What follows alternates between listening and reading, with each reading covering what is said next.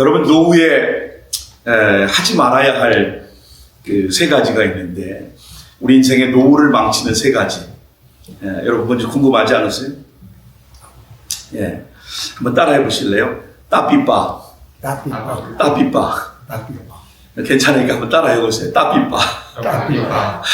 이 따삐빠가 뭐냐면 따지지 말라는 거예요. 따지지 말라. 어떤 모임에 가든지 내가 따지지 않아도 내가 한 말을 따질 사람이 분명히 있다는 겁니다. 따지지 말라는 거예요. 두 번째는 삐지지 말라는 거예요. 예. 왜 안 삐지겠어요? 삐질 수 있죠. 왜 서로 마음이 안 맞거나 또 의견이 충돌이 생기면 당연히 삐질 수 있죠. 그렇지만 그렇다고 여러분 삐지면 안 됩니다. 그 다음 더 중요한 것은 그런 모임이라고 해서 나 이제 다시는 안 나가. 나를 다시 초청해도 나는 안 가. 빠지지 마시라는 거예요. 그래서 따삐빠입니다. 여러분, 어떤 모임이든 간에 따지고 빠지고 삐지는 이 연쇄작용을 끊지 못하면 결국 우리의 노후가 불행할 수밖에 없다. 그런 말입니다. 그래서 여러분 다시 한번 따라해 보시죠. 따삐빠. 이게 기억에 남으실 겁니다. 어디를 가든지 따삐빠 이러고 다니시면 됩니다. 사도신경 강의 7번째 시간입니다. 오늘 성찬식을 집례하다 보니까 시간이 많이 지나서 오늘 설교를 다 마치지 못하면 다음 주로 연결해서 그렇게 가도록 하겠습니다. 제가 시간을 지금 보면서 시간 안에 설교를 마치도록 하겠습니다.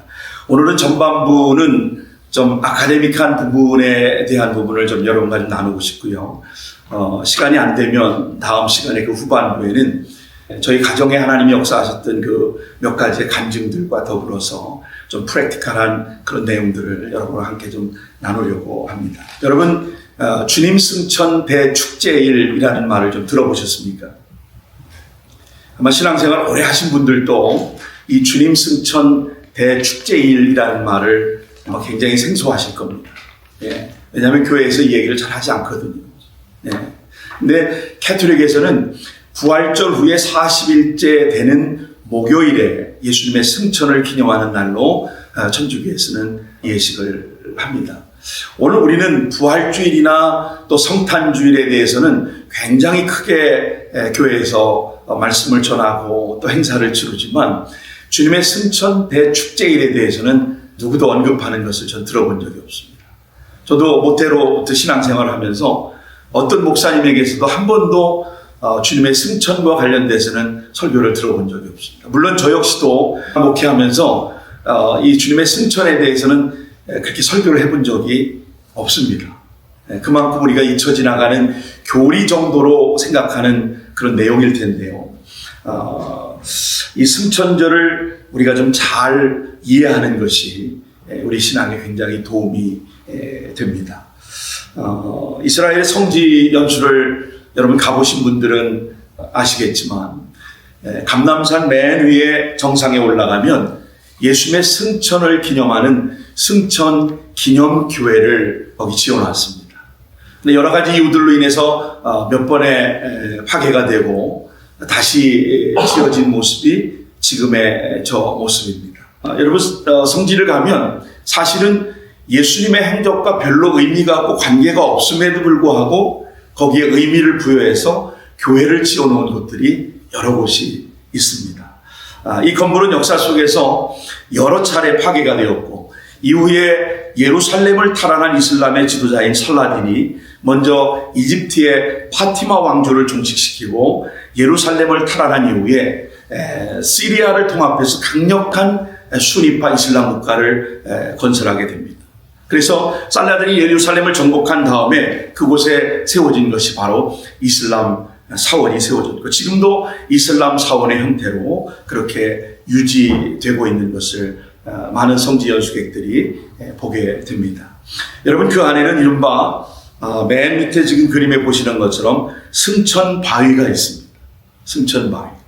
예수님께서 승천하실 때 남겼던 발자국이다. 그렇게 의미를 부여하고 거기를 저렇게 돌로 내고 반듯하게 만들어 놓고 저곳을 기념하고 있는 것이죠. 근데 여러분, 중요한 것은 이 돌이 진짜냐 가짜냐 이거 중요하지 않습니다. 중요한 것은 여러분 역사 속에서 예수님의 승천이 성경 안에 분명하게 증언되어 있는가, 이것이 역사적인 사실인가라고 하는 것이 중요한 것이죠. 저 돌이 예수님이 발로 밟고 승천하셨든 안 했든 역사적으로 신학적으로 검증되지 않았다는 거예요.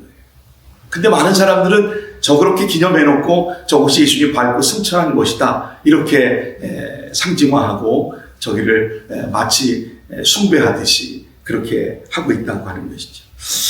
여러분, 우리가 예수님의 탄생과 십자가의 또 부활, 또 성탄절, 이런 것들은 교회가 참 기념하고 강조하지만 상대적으로 이 승천에 관련된 것은 잘 말하지 않습니다.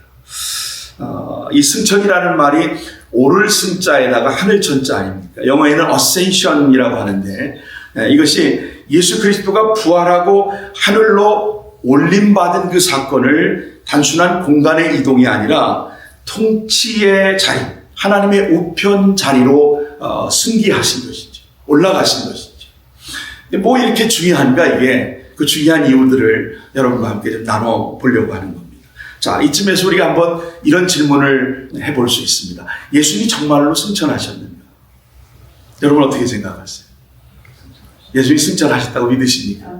할렐루야. 예수님이 승천하셨다고 하는 걸 믿지 못하면 예수님이 다시 세컨 커밍 하셔서 우리를 다시 하나님의 우편으로 데리고 가신다는 것 자체도 거짓말이 되는 거예요. 우리가 다시 잠자는 자들이 먼저 일어나고 그 다음에 우리가 다시 부활한 몸으로 예수님을 따라가고 어쩌면 이 땅에 살아있는 모든 사람들이 휴거된다고 하는 그 사실조차도 예수님의 승천을 부인하면 그것도 인정할 수가 없는 것입니다. 한때 미국에서 큰 인기를 끌었던 이 다빈치 코드라고 하는 책을 저도 한참 흥미있게 읽어보았는데요.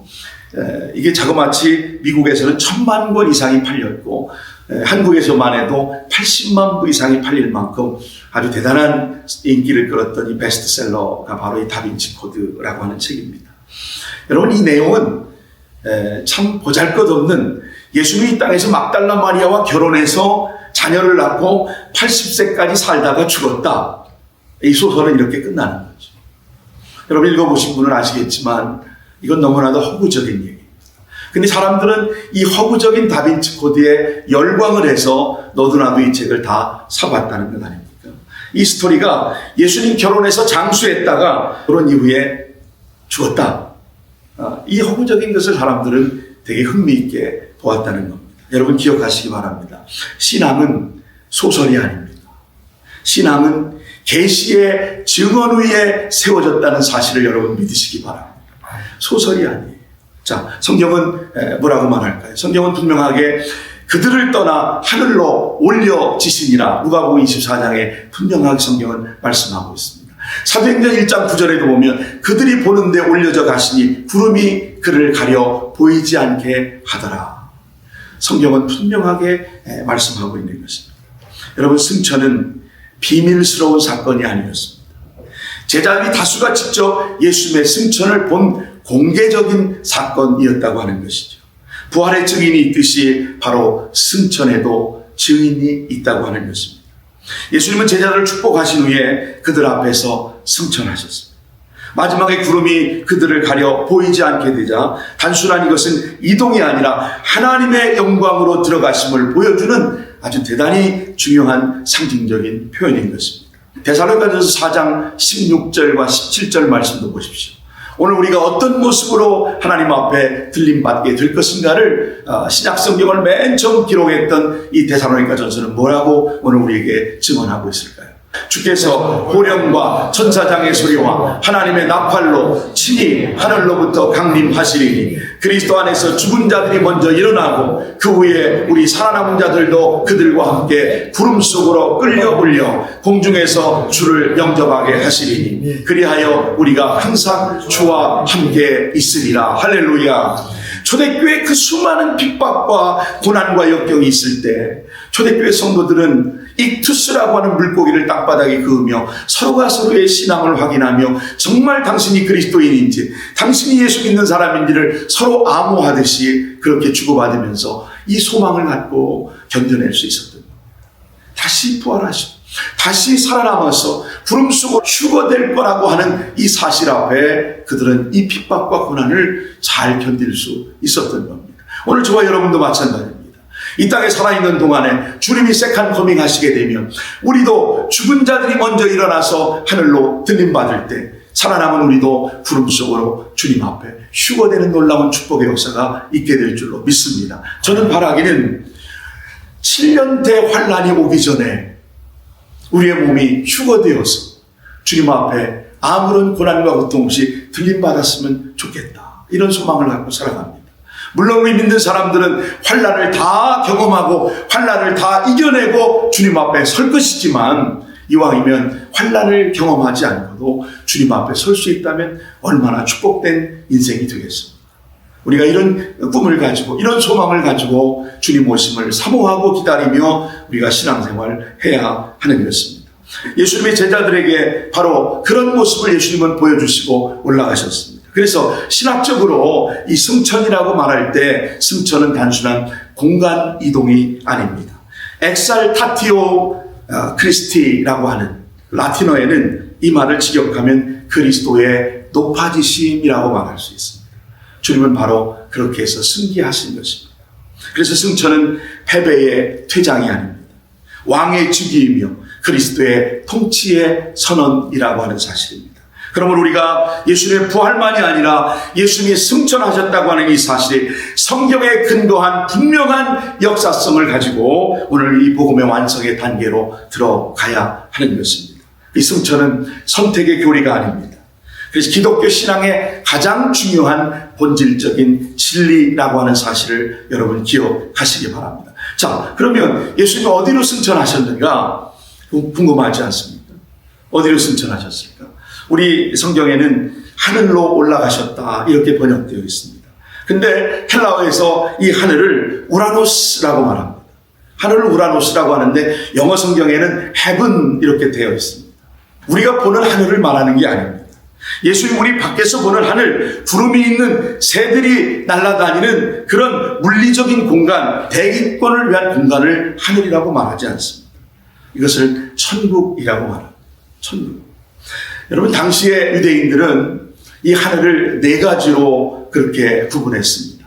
사도 바울도 자신의 서신서에서 나는 삼층천을 갔다 왔다 이렇게 표현했던 적이 있습니다. 이 히브리인들의 사고 속에 유대인들의 사고 속에 이 하늘을 네 가지 하늘을 그들은 늘 생각하는데 첫째는 라키마 하샤마임이라고 하는 여러분 맨 밑에 보시면은 비도 내리고 뭐 별도 떠 있고 이런데 라키마 하샤마임이라고 하는 그 히브리어는 첫 번째와 두 번째 하늘, 구름과 별들의 층, 하늘과 궁창이라고 말하는 우리가 눈으로 보는 새들이 날아다니고 구름이 떠 있는 그 하늘. 두 번째는 쉐메 하샤마임이라고 하는 하늘입니다. 이것은 하늘들의 하늘이라고 하는 거죠. 해와 달과 별들이 있는 더 깊은 우주의 공간을 말하는데 이 두 번째 하늘이라고 하는 하늘들의 하늘이라고 하는 것을 성경은 뭐라고 말씀하고 있나요? 레미야 9장 6절 말씀 보시죠. 주는 홀로 여호와이시니라. 하늘과 하늘들의 하늘과 1월 성신과 땅의 바다와 그 가운데 모든 것을 지으시고 하늘과 하늘들의 하늘을 말하고 있습니다. 자, 신명기 10장 14절에도 하늘과 모든 하늘의 하늘과 땅과 그 위의 만물이 다 여호와의 것이로되 그렇게 말씀하고 있습니다. 이 두 번째 쉐마 하샤마임. 그 다음에 세 번째 하늘은 말라킴이라고 하는 저 천사들이 지금 수랍들이 움직이고 있는 그 하늘을 세 번째 하늘이라고 말합니다. 그 다음에 네 번째 하늘을 키세 하카보드라고 하는 영광의 보좌에 앉아 계신 우리 주님이 그 장소를 바로 키세 하카보드라고 하는 하늘로 구분했던 겁니다. 자, 그런데 여러분 유대인들이 생각했던 이 하늘의 네 가지 개념하고 또 우리 예수님께서 승천하셨던 그 하늘과는 좀 다소 다른 면이 있습니다. 우리 하나님 예수님은 영이신 하나님이 계신 곳은 우리가 육안으로 바라볼 수 있는 물리적인 공간의 하늘이 아니라고 하는 겁니다. 저 하늘 너머에 저 우주 어딘가에 천국이라고 하는 공간, 해븐이라고 하는 공간, 행성 하나를 만들어 놓지 않으시고 영이신 하나님은 우리의 육체로 물체로 존재하지 않으시는 하나님이시기 때문에 여러분, 우리가 말하는 이 천국은 물리적인 공간이 아니라 설명하기 어렵지만 창세전부터 계셨던 삼위일체 하나님이 머물러 계신 그 곳, 그것을 우리는 해븐이라고 그렇게 말하는 것입니다. 자신이 영으로 계셨던 그 천국으로 올라가신 것입니다. 성경의 빌립보서 2장 10절부터 11절 말씀 보시면 사도 바울은 예수님의 승천에 중요한 것을 장소나 공간적인 개념으로 구분하지 않고 승천의 의미를 더 깊이 이 한 구절의 말씀을 보여주고 있는 것을 봅니다. 자, 같이 한번 또 읽어보겠습니다. 하늘에 있는 자들과 땅에 있는 자들과 땅 아래에 있는 자들로 모든 무릎을 예수의 이름에 꿇게 하시고 모든 입으로 예수 그리스도를 주라 시인하여 하나님 아버지께 영광을 돌리게 하셨느니라. 자, 사도 바울은 장소나 공간적인 개념이 아니라 예수님의 승천의 의미를 이 말씀 속에 담아두고 있는 겁니다. 하늘에 있는 자들과 땅에 있는 자들과 땅 아래에 있는 자들이 모든 무릎을 예수의 이름에 꿇게 하시고 승천하신 그 예수님, 왕의 보좌에 계신 그 예수님 앞에 모든 만물들은 다 경배하고 있다는 것이죠. 그래서 모든 입으로 예수 그리스도를 주라 시인하여 하나님 아버지께 영광을 돌리게 하셨다라고 말씀하고 있는 겁니다. 우리 예수님이 낮아지시기 위해서, 섬기시기 위해서 예수님이 땅에 오셨습니다. 그래서 하나님이셨던 예수님이 사람이 되어주시고 인카네이션 하셔서 그 다음에 종의 모습으로 또 죄인된 모습으로 이제 예수님은 하나님의 모든 이름 위에 뛰어난 이름을 주셨고 하나님 아버지가 계신 그 하늘로 올리우셨습니다. 승천하셨습니다. 가장 이것이 높은 사건, 이것이 어셈션이라고 하는 승천의 의미를 여기에 담고 있는 겁니다. 예수님이 천국에서 그렇다면 무엇을 하고 계실까? 이번에 우리가 좀 살펴봐야 할 것은 이 사도신경의 구절 속에 하늘에 오르사 전능하신 하나님 우편에 앉아 계셨다. 그럼 예수님이 천국에서 뭘 하고 계신가? 자, 마가복음의 말씀을 보시죠. 주 예수께서 말씀을 마치신 후에 하늘로 올려지시라 하나님 우편에 앉으시니라. 그러면 하나님 우편에 앉아 계시다는 겁니다. 예수님이 승천하신 후에 어떤 사역을 딱 중단하신 것이 아니라 하나님 우편에 앉아 계신다, 이렇게 기록되어 있습니다. 승천하신 지 2000년이 지났지만 지금도 그 자리에 앉아 계신 겁니다. 자, 여러분 이 말씀을 들을 때 여러분 어떤 생각이 드십니까? 혹시 예수님이 너무 한가하셔서 그냥 하나님 보좌 우편에만 앉아 계시고 있는 건 아닌가? 혹시 이런 오해를 하시는 분도 계실 수 있을 텐데, 여러분 우리가 해외를 갈 때 이 장거리 노선의 비행기를 타는데 이 이코노믹 좌석을 타면 그냥 몸이 꽉 낀 채로 또 불행하게 양옆에 또 이 헤비한 사람들이 있으면 더더군다나 가운데서 뭐 이러고 13시간, 14시간을 장거리 여행을 해야 되는데 잠시 좀 어디 가서 숨 쉬고 밖에라도 좀 나갔다 올 수 있다 그러면 좀 괜찮을 텐데 한번 이륙을 하면 착륙할 때까지는 꼼짝없이 그 안에서만 갇혀 있어야 하는 그런 불편함이 있지 않습니까? 그런데 예수님 무려 2000년 동안 그 자리에 앉아 계시다는 겁니다. 예수님 너무 따분하고 지루하고 힘들지 않으시겠습니까? 여러분 어쩌면 그렇게 생각하시는 것은 우리가 좀 성경을 잘 이해하지 못한 데서 나오는 그런 말씀일 겁니다. 여러분 예수님은 시편 121편 1절로 8절 말씀에 보니까 졸지도 주무시지도 아니하신다고 말씀하고 계십니다. 하나님 보좌 우편에 앉아 계시지만 오늘 저와 여러분을 위해서 중보하시며 노심초사 오늘 우리를 안전하게 지키시려고 졸지도 주무시지도 않으시고 모든 환난을 우리를 면케 하시려고 또 우리의 영혼을 지키시려고 출입을 지금부터 영원까지 지켜주신다고 그렇게 말씀하고 있는 말씀을 볼 때 우리 예수님은 단순히 보좌에 앉아서 가만히 쉬고만 계시고 할 일이 없는 분이 아니시구나 하는 것을 우리가 알 수 있습니다. 여러분 이런 해석은 성경을 우리가 잘못 이해한 데서 오는 오해일 수 있습니다. 자, 요한복음 4장 24절에도 하나님은 영이시라고 말씀합니다. 우리처럼 육체에 있지 않습니다. 우리처럼 모습이나 형태를 갖추고 있지 않습니다. 그래서 먹고 마시고 쉬고 노시는 것이 아니라 여러분 어떤 모습으로 우리 가운데 계실까요? 늘 그분은 노심초사 오늘 저와 여러분을 지키시고 우리의 안전을 걱정하시며 기도하시는 그런 하나님이심을 말씀하고 있는 겁니다. 자, 여러분, 신인 동형론적 표현법이라고 하는 말, 이게 비인간의 존재, 그러니까 오늘 우리가 하나님을 말하고 예수님을 말할 때 신이나 동물이나 어떤 자연이나 사물 등의 인간의 특성을 감정이나 의지나 형태를 그곳에 부여해서 마치 예수님이 오늘 나와 함께 계신 모습을 이렇게 표현하고 있는 것입니다. 자, 여러분 그림에서 보시는 것처럼 마치 예수님이 바로 이런 인간의 형체를 가지고 또 어떤 동물의 또 자연물의 사물에 투영되어서 우리 가운데 계신 것처럼 말할 수 있다고 하는 거죠. 이 안스로포스라고 하는 헬라어의 인간이라고 하는 단어에다가 모르페라고 하는 형태 본질적인 그런 외적인 모습들을 다 합치면 바로 인간 형태를 그렇게 투영해서 부여하는 겁니다. 여러분 이런 것들이 찬송에도 많이 있고 성경 말씀에도 이런 내용들이 많이 들어있는 것들을 보게 됩니다. 우리가 여러분 부르는 찬송에 보면 주의 손을 나의 손에 포개고 이런 것도 바로 신인 동형론적인 표현법으로 이해할 수 있는 것이죠. 시편 17편 15절에도 보면 나는 의로운 중에 주의 얼굴을 배우리다. 마치 우리가 주님의 얼굴을 형상화시켜서 보고 있는 것처럼 그렇게 말하고 있는 것이죠. 시편 74편 11절에도 주께서 어찌하여 주의 손 곧 주의 오른손을 거두시나이까. 마치 주님을 인간의 모습으로 형상화해서 그렇게 표현하는 겁니다. 이거를 신인 동형론이라고 성경의 여러 곳에 이런 모습이 등장하고 있습니다. 그래서 우리가 부르는 찬양도 바로 신인 동형론적인 모습을 집어넣어서 마치 주님을 우리가 보고 있는 것처럼 내가 주님과 함께 손을 포개고 있는 모습처럼 그렇게 우리는 표현하고 있는 것입니다. 하나님 우편에 앉으심의 의미를 우리가 좀 더 깊이 생각해 볼 필요가 있습니다. 먼저 우리가 의문이 드는 것은 왜 예수님의 하나님 오른편에 앉아 계실까라고 하는 것입니다.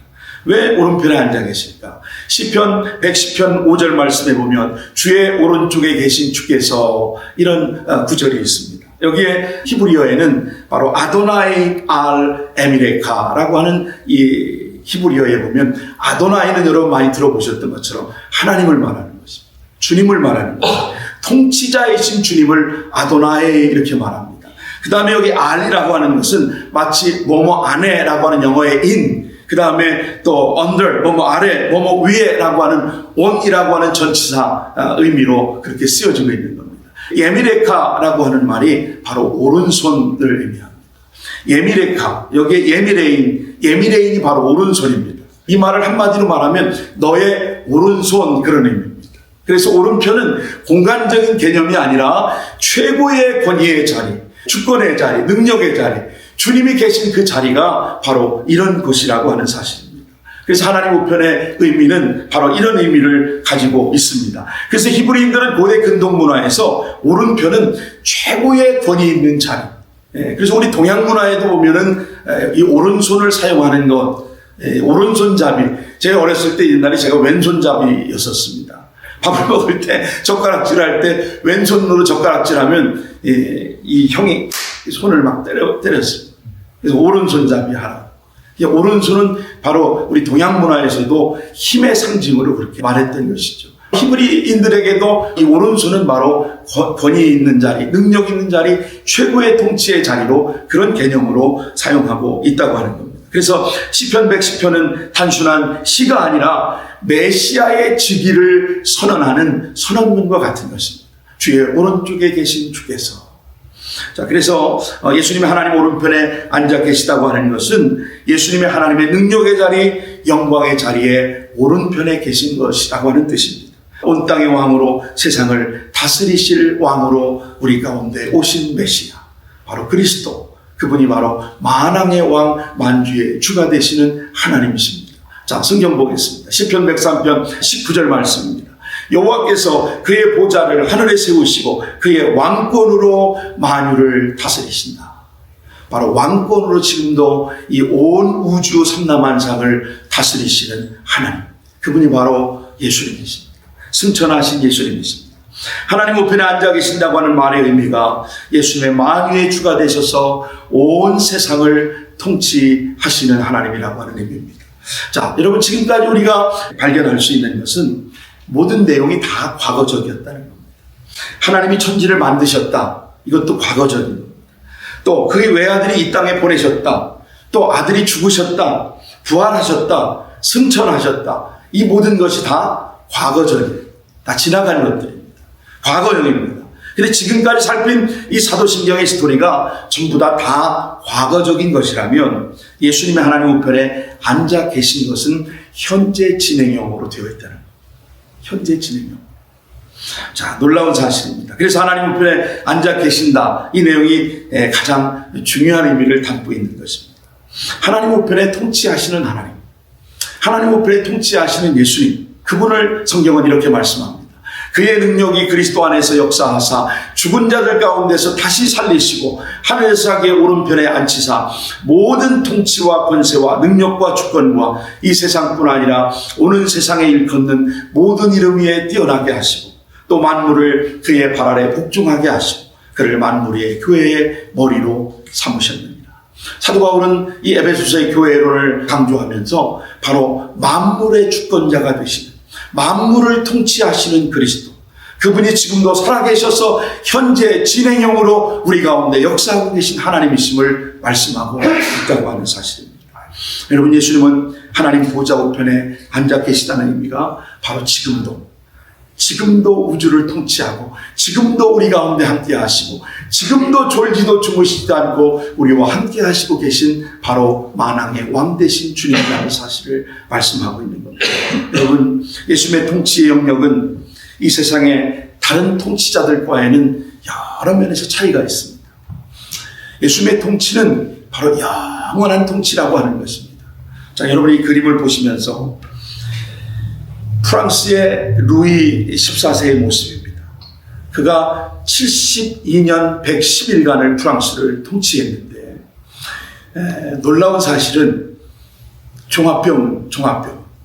이 루이 14세가 병이란 병은 다 달고 오래도 살았더라고요. 72년 110일을 프랑스를 통치했습니다. 신시황은 여러분 잘 아시는 것처럼 36년 동안을 불로초를 드시면서 그렇게 오랫동안 살며 통치를 했던 것이죠.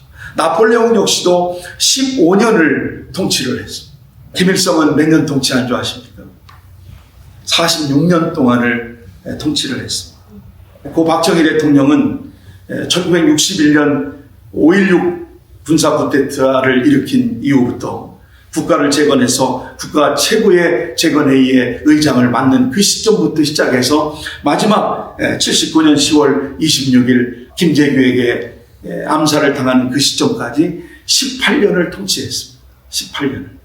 그래가지고 1972년 10월에 유신을 선포해가지고 사실상 종신집권을 하려고 하다가 실패를 하고 만 것이죠. 자, 여러분, 세상의 통치자들은 이토록 권력을 가지고 자기의 최고의 위치에서 자기가 나라를 좌지우지하고 통치해 보려고 합니다. 저는 루이 14세를 보면서 72년 110일 동안 나라를 통치했어도 저렇게 종합병원 가지고 살고 싶지는 않더라고요. 저는 무슨 소용이 있겠습니까? 세상의 권력자들은 이런 통치로 세상을 통치하지만 우리 주님은 바로 그런 통치자가 아니셨습니다. 세상은 어떤 권력자, 독재자들은 결국 이 땅에서 다 사라지고 말죠. 그러나 우리 주님은, 우리의 주님의 통치만은 영원하다는 사실을 여러분 믿으시기 바랍니다. 영원한 통치자이신 주님. 그분이 나의 하나님이시고 나의 주님이시고 지금도 나와 함께 하시며 우리 가운데 함께 계신 그 하나님이라는 사실. 어디로 가든지 내가 너희와 함께 하겠다고 약속하시는 그 놀라운 주님의 약속이 오늘 이 땅 가운데 사는 우리에게도 여전히 유효하고 적용되고 있다는 사실입니다. 예수님의 통치는 엄청난 여러분 희망을 우리에게 줍니다. 마하트마 간디가 생전의 국가를 망하게 할 수 있는 요인을 7가지를 말했습니다. 원칙 없는 정치, 도덕 없는 상업, 노동 없는 부, 인격 없는 교육, 인간성 없는 과학, 양심 없는 쾌락, 희생 없는 신앙, 이런 모습이 생기면 국가는 반드시 망한다는 것입니다. 이 마하트마 간디가 이런 모습을 이야기할 때 요즘 어쩌면 우리가 살아가는 이 땅은 이런 모습으로 변해가고 있지는 않는가 한번 우리가 좀 고민해 보게 됩니다. 망해가는 세상, 망할 세상, 바로 이런 모습이 징조가 나타나게 된다는 겁니다. 그러나 여러분, 아무리 어려운 위기가 찾아와도 내가 정말 믿었던 사람이 통치자가 되고 내가 믿는 그분이 절대의 희망을 우리에게 줄 수 있는 통치자라고 여긴다면 여러분, 우리가 낙심할 일이 없지 않겠습니까? 고난이 오고 역경이 오고 어려움이 와도 그 고난 때문에 주저앉고 좌절하고 낙심해야 할 이유가 하나도 없는 겁니다. 지금도 이 세상의 어둠 속에서 내가 신뢰하는 통치자가 있다면, 그분이 지금도 이 나라를 통치하고 계시다면 여러분, 우리는 너무나도 행복한 삶을 살게 되지 않겠습니까? 여러분, 누가 이 세상의 통치자입니까? 이 세상을 통치하시는 분은 권력자들이 아닙니다. 이 세상을 통치하시는 분은 바로 우리 주님이심을 여러분 믿으시기 바랍니다. 우리 주님이 여러분의 직장과 또 여러분의 가정과 여러분의 자녀들과 이 나라를 통치하는 모든 주권자라고 하는 사실을 믿으시고, 여러분이 이 땅에서 고난이 오고 역경이 오고 어려움이 온다 할지라도 이 통치자 주님 붙잡고 우리가 살아간다면, 이 통치자 주님을 붙잡고 살아낸다면 역경 앞에서도 좌절하지 않고 고난 앞에서도 무너지지 않고 고난을 해석하는 우리의 삶이 달라지는 역사가 나타나게 될 줄로 믿습니다. 이런 은혜가 오늘 여러분 가운데 있어질 수 있기를 예수님의 이름으로 축원합니다.